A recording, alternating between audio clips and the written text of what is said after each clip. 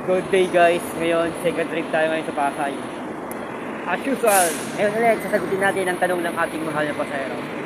Ang kanyang katanungan is paano po pupunta ng Cabanatuan paggaling ng San Andres Bukid, Manila.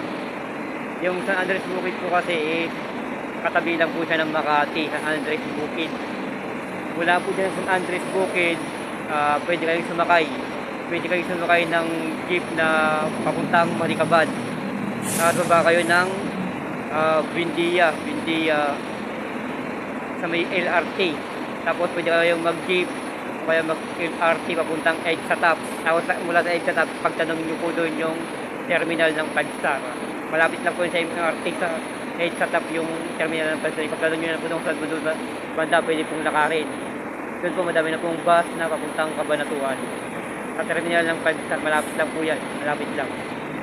Kung hindi mo kaya mag-commute, pwede kang mag-grab. Magkano lang siguro pamatayan, wala pang 100 mula dyan sa San Andres Bukid hanggang sa terminal ng 5 star dito sa Pasay.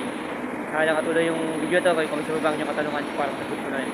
Thank you, stay quicker. Thank you.